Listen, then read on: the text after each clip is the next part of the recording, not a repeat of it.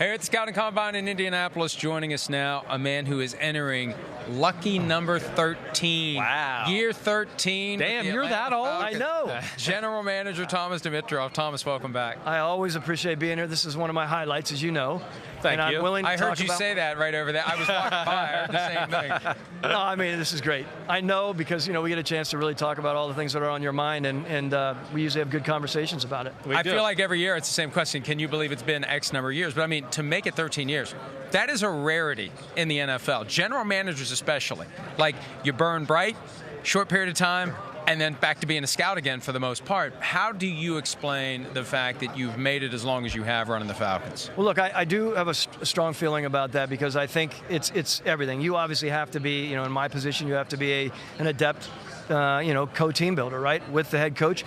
I'm a big believer in that relationship being really, really important. I said this from way back when I looked at guys like Marty Schottenheimer and A.J. Smith, two really good football men at loggerheads, and before I even got this job, I said, whatever I do, the relationship that I have with the head coach is paramount. I mean, yes, of course, I answer to the owner, and now in our setting, which we can talk about, to Rich McKay as Arthur's designee, but the relationship that I have with our head coach is so important. It was with Mike Smith.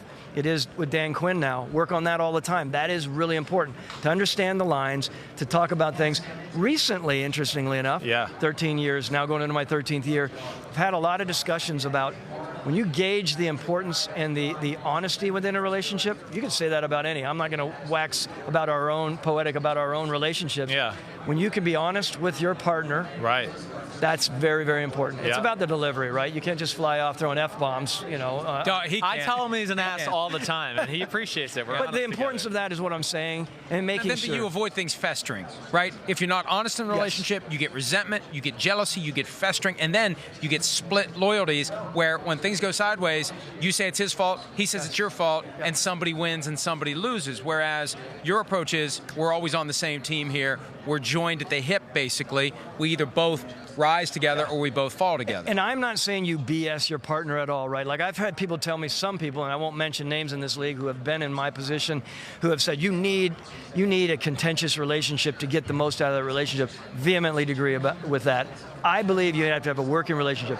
Again, back to honesty, again, making sure that you're talking about what's on your mind is really important to the fester side, but I will say not only on the relationship side, but on moves that you're making or moves that are happening in the coaching side. Dan and I have a really good, honest relationship with that, whether he thinks a scout is not doing the job he's doing or I think there's a coach that needs to be adjusted. We have great conversations. I think that's vital. Well, all right, so take us behind the curtain a little bit, because it's interesting, and I knew that was always kind of your philosophy. You're a very good communicator that way. But all right, just say we're getting closer to the draft here, and I'm just going to say you're thinking about taking a defensive end or whatever. Are you going to sit down with Dan at some point and kind of go like, hey, here's the 3 guys I think we could draft at this pick right here, and listen to his 2 cents about it? I mean, how much dialogue do you guys have? Yeah, so we work very well together in that setting, of course, because we've always believed we're going to reach out. We're a very collaborative organization. We involve the scouting staff and the coaching staff together. They work together a lot.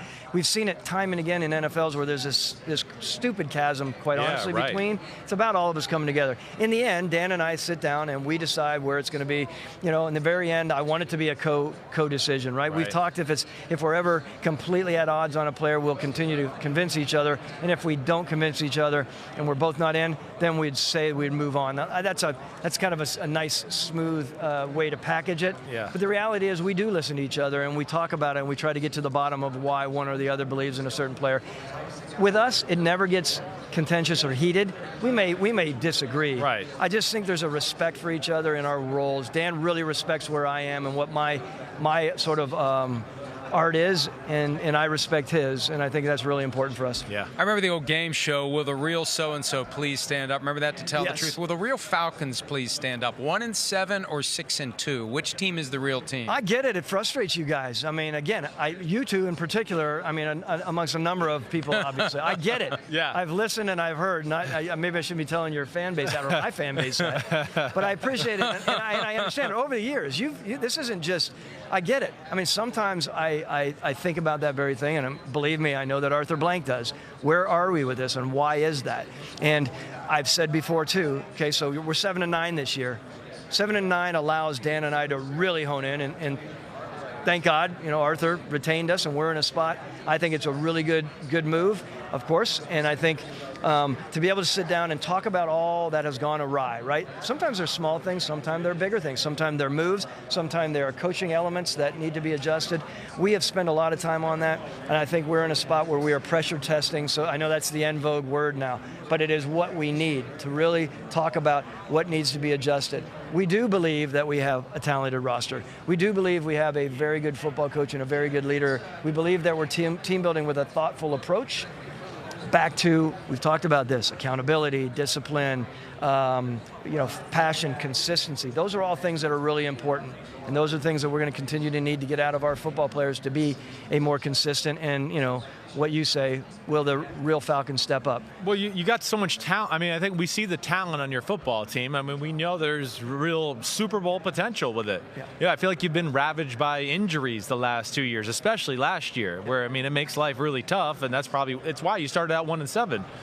Do you guys dive into that too this offseason a little bit, like training, weight yes. room, all that? What a great point. Yes, because we do look at that. Yeah. We look at the injury situation. We can't talk about it publicly. Right. We can't use it as an excuse. Right. That said, we do. We look at our program. We're looking at our athletic performance model right now. I mean, we're in the middle of what a lot of teams have done, and I don't know where you guys are on in this line, but RDs, by the way, that's the en vogue thing. You don't call them nutritionists anymore, right? Sports RDs are a big thing in the NFL, and most teams have full-time RDs. Yeah. What's RD stand Registered dietitian. Okay, so now you fancy. know. It's kind of like you don't say flight attendant. Give me a better title, and you pay me more. I like it. Exactly. I had one GM call me back and tell me about what he was paying his RD, and he said, "I'm coming back as an RD. I'm going to be in great shape. I'm going to eat well, and this GM thing when it's time to move on." The reality is, we're looking at all of that to make sure that we have things in place, and that is one of the areas on the AP model side of things. How do we keep our guys healthy? Keep our guys on the field. You can't have a stud roster and they're not on the field. That's obviously basic math. Yeah. So it's important. We do discuss everything. Yeah. Well, I mean, I find that to be one of your challenges a little bit right now because you guys are so super talented, and of course you've had to pay Julio and Matt Ryan and Grady Jarrett, and you got all these other guys. How do you work depth like that sometimes? Like, that's to me where I look at it and just go, man, it's hard at times when you have superstars at certain key positions and then building some backups behind it. Well, interestingly enough, I'm going to segue into what was a big question last year. Okay, we went out, drafted 2 O-linemen to be our starters, and we brought in 2 free agents that we had big expectations with, Jamon Brown and James Carpenter, as guys that had experience. We were bringing those experienced guys in, so no matter what, we were not going to be in the situation where we were the year before. We thought it was going to be the best 5. Even if we paid more for some of the free agent acquisitions, one of them was going to be sitting off. It ended up being that way, and there was some inconsistency there. But as you both know, you can't just go out on the street midway through the season and find players that can be solid starters. I'm not saying top end, but just to find a guy off the street that can be a starter and step in, that's complicated in today's world. 13th year for you, 13th year for Matt Ryan. He was the first-round pick when you joined the team in 2008. When do you start thinking about the next quarterback? I mean, how deep into his career before you have a serious thought, conversation, plan for the next franchise guy? Yeah, I think it's important to bring that question up especially when you have what we consider an elite quarterback, and we continue to grow with Matt. I think it's important. You have to make sure, as team builders and the owner, you have to think about it. We just knocked off a contract that was $30 million a year for someone. As you can imagine, for us, it's tough to step back and think, wow, we're going to be looking for next waves of this in the next I don't know how many years. I think it's important. So I think we're always looking. I had mentioned recently what's important for me as well is not just because we have Matt Ryan, am I not keeping my evaluation skills on quarterbacks. Like, I need to make sure that I'm always working that, and not that I bury it for 12 plus years, right? It's really important for me to always look at quarterbacks. So we are always looking at quarterbacks. I will say, and you can imagine this, you're sitting there potentially projecting to be in the top 4 or 5 at one time in the season, when there was all that, of course your mind starts spinning in a lot of ways, because those teams that are there that don't necessarily need a quarterback, and that's usually rare. Right. How do they pass up on a quarterback, even for the future? Yeah, sure. Yeah, that is a good one. Okay, well, while we're on the combine, okay, there's a lot of new things this year. I am interested in this. I love to hear this. This total just out of left field question. Who's like the freakiest guy you ever evaluated all your years? New England, Atlanta, who's like that one workout where you just went, I just can't believe what I just saw?